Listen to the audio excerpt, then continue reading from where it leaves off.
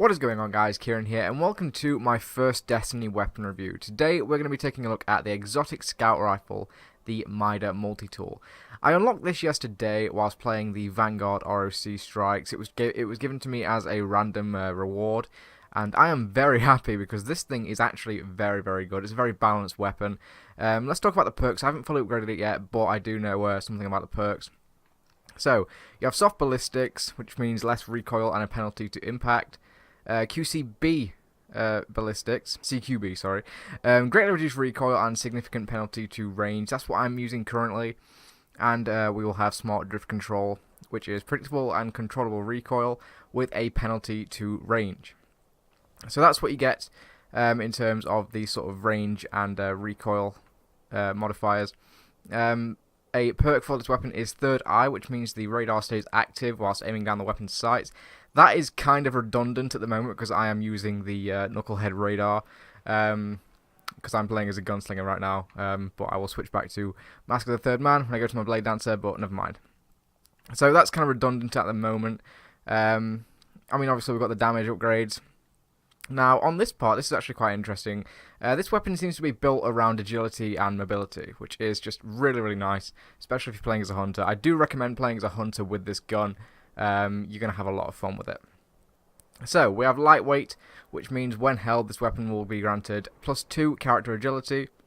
We have quick draw, which means weapon can be drawn unbelievably fast.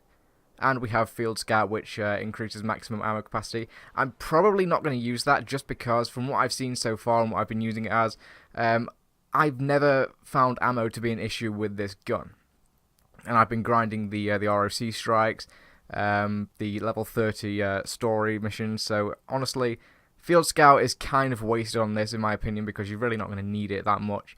I mean, it holds 21 bullets in the clip, so you know, you're really not going to have to worry about it. And we have the actual namesake perk, which is the MIDA Multi-tool. And this means the weapon is, it boosts move speed and fires on a hair trigger. Now, this is actually quite good. The hair trigger perk isn't really, you know, anything major, but the move speed is actually really nice because, you know, when you're holding this gun, you can actually move quite fast. I think if you couple this gun with the Radiant Dance Machines, you can have a very agile character.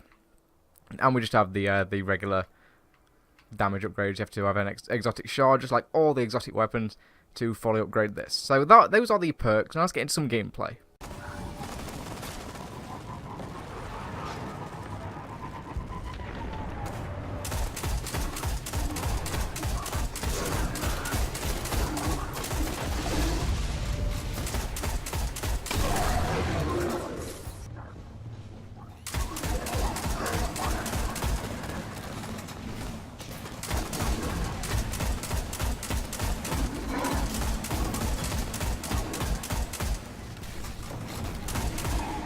Now, cosmetically, the MIDA Multi-tool isn't really much to look at. It has a nice ACOG scope and a radar on the side, but other than that, it's kind of just an amalgamation of the other scout rifles in the game. So it's nothing really spectacular, but what makes it unique, really, is just the handling of this gun, and that's what I really think is a major selling point for this weapon.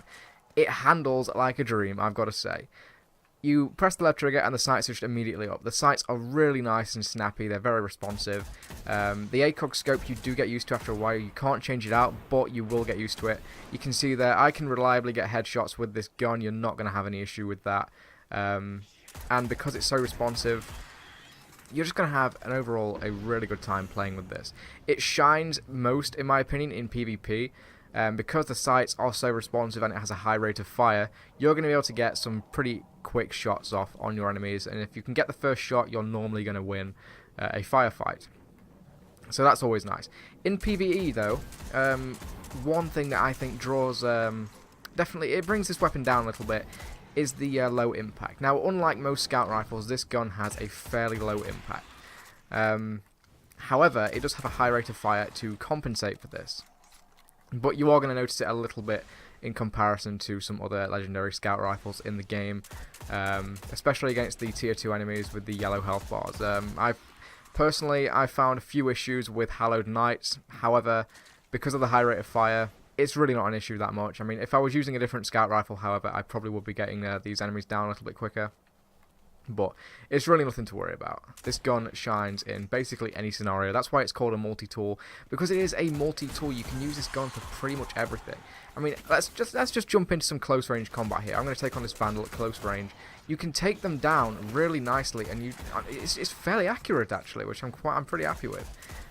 Close range, hip firing. I mean, you don't want to use an ACOG for close range because that kind of sucks, but hip firing this gun, it's not that much of an issue. Another thing worth mentioning is the sound of the gun, because it actually has a fairly unique sound for a scout rifle. I mean, I know that all the exotic guns have a unique sound, but I really like the sound of the MIDA Multi-tool. I've seen people talk about this on Reddit, and they say it sounds like sort of like a wooden crossbow sort of thing. This is what I've heard, and that actually does go quite well with the tool sort of gimmick of it, because obviously a bow and arrow and a crossbow was a tool for hunting. So it goes quite well. But anyway, I'm going to shut up and just listen to the sound of this gun.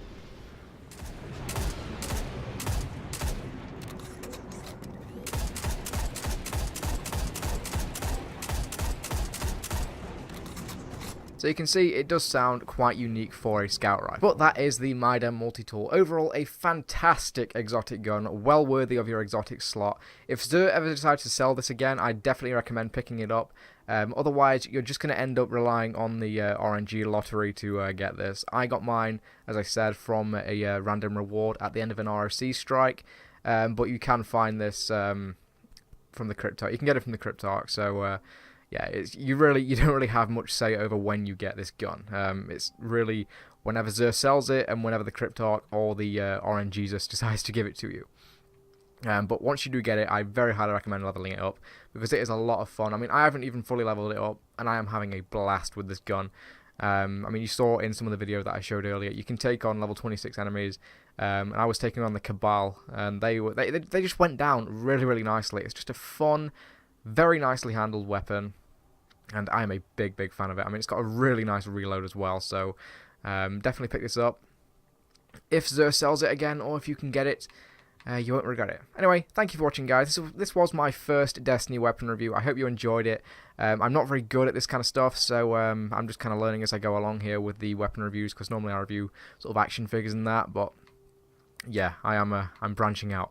Anyway, cheers for watching, guys, and I will see you next time where we review the exotic weapon Bad Juju.